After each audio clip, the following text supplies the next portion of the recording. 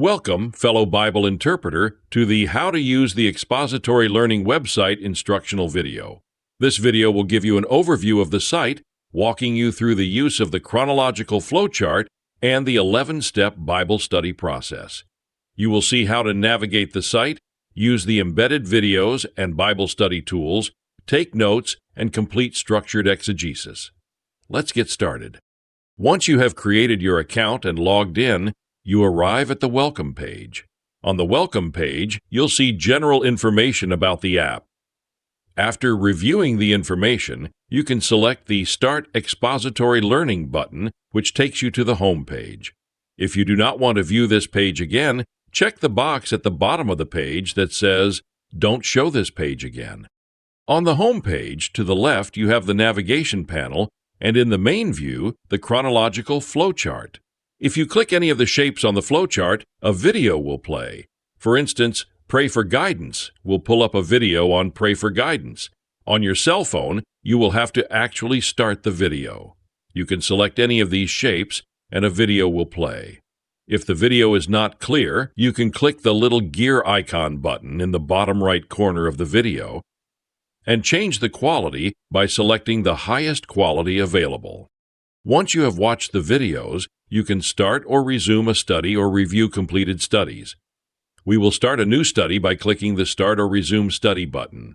In the upper right-hand corner of the My Active Studies page, it says Start New Study. Click that, and it will load a new study. Notice over on the left-hand side, the Study Steps menu has expanded to show you all 11 steps in the navigation panel. You can use the navigation panel to go to the steps as you desire. The proper way to use the site is to begin with the first step and go step by step through the process. In the first panel, you see Pray for Guidance, and there's information provided to help you with this step. You are encouraged to record your prayer in the box provided. It automatically saves, as will all the notes. Click the yellow Next button at the top or bottom of the page, and you move to the next step, which is Select the Passage. Here you will be able to select the passage by clicking on the Book box.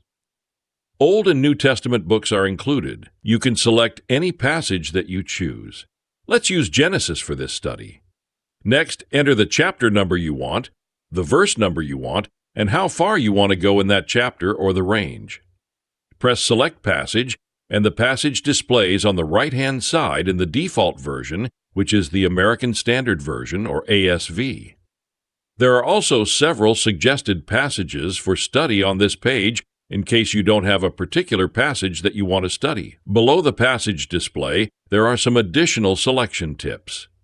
Once you select your passage, click Next, and you are taken to the Read Multiple Versions step, which is Step 3. Here, you can change the passage as well as the version. We will change the version from the ASV to the ESV, and it will load. Now you have the two versions side by side, where you can read them and note any differences that you notice. If you want to add a different version, you can do that as well. Let's add the World English Bible and compare it with the ESV. You can use multiple versions and see how the versions compare. Record your observations in the section called Reading Notes. Take notice of the reasons in the Why Read Multiple Versions box. Then scroll down to click the Next button at the bottom of the page to move to the Observe the Details step. This is an extended version of what you were doing in the previous step. It allows you to make even further observations as you compare the versions. Once you've made your observations, move on to the next step, which is the Identify the Context step. In this step, there is a tool you can use to help you identify the context. Before you go there, read the contextual notes. These are important contextual nuggets that you need to know to truly get an understanding of what the passage meant to its original audience. Click the References button, which opens the Blue Letter Bible to the dictionary page. You will find several sources that you can use for your research. For instance, use the encyclopedia or a Bible dictionary to find information to get a better understanding of the context. Once you have read through your chosen sources and taken notes on what you've learned, move back to the Context Research Record box and record what you have found. Save that and move to the next step, which is Define Major Words. Look at the instructions on how to conduct a word study before using the word study tool. Clicking the yellow button takes you to the Blue Letter Bible interlinear page, where you'll find the Hebrew text for this particular passage. If it were in the New Testament, it would be the Greek text. The English words that are associated with the texts are listed in the box below the Hebrew text. Do word studies by clicking on the numbers beside the English words and reading the information on each word. Only study significant words, such as words with theological meaning or those you do not understand. Record what you learn in the Word Study Notes box. Once you have completed the word studies, save the note and move to the next step. The next step is Study Grammar and Syntax. Go back and look at the video that is associated with this step on the chronological flowchart. You'll find some important information there on the significance of studying grammar and syntax. 2 tips are listed on this page. Look at those before you begin your study. Click the yellow button, and once again you will be taken to the interlinear page on the Blue Letter Bible. Look where it says Parsing. Whatever words or phrases you are studying can be analyzed by clicking on Parsing. You will find how the word or phrase is used, what type of word it is, and other key information on usage. That information is very important as you are studying a verse or verses in context.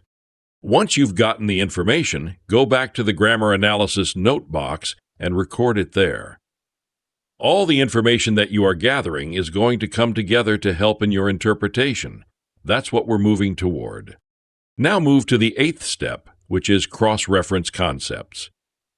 Every Bible passage contains key concepts worth tracing throughout Scripture. For instance, love is a concept throughout the Bible. You may want to research the love cross-references through the Bible to see the context in which it is used and get a greater understanding of its meaning and usage. When you click the yellow button, you'll be taken to the Blue Letter Bible Treasury of Scripture page. The Treasury of Scripture lists cross-references for key passage concepts. For example, in our passage In the Beginning, links related verses, as does God created the heaven and earth. Study the cross-references to deepen understanding of concepts in the study passage. Record insights in the cross-reference study note box. Review the provided tips for guidance. Move to the next step, which is Define Main Idea. Read the instructions and checklist for help on this step. Clicking the yellow button will take you to the Blue Letter Bible Commentaries page. Use some of the commentaries that are available to help you formulate the main idea of the passage. You are trying to identify the central theme or message the author is communicating. Record your main idea statement in the box provided. It could be a couple of sentences, but it should be at least one complete sentence. Move to step 10, which is Interpret the Meaning. Here you are going to have to pray, reflect, go back over your notes, and come to an understanding of what the passage meant to those to whom it was originally communicated. On the right-hand side, there are tips to help you with this step. Once you have synthesized your findings and can explain what the meaning of the passage was to those to whom it was written, you have interpreted the meaning of the passage. That's not the end, though. Just knowing what it meant to those to whom it was written is not enough, but it will guide you in the next step, which is apply, act, and share. How does it apply to you? More than that, what changes will you make in your daily life that will reflect what you have learned? Finally, with whom will you share what you learned and the changes you have made? Read the tips for assistance. Record your plan, press Finish Study, title it, and save it. It's now in completed studies to review. You can also print a summary of your study. Use the navigation panel to return to the home page. We've walked through the full 11-step expository learning process, along with demonstrating how the chronological flowchart guides you through each stage.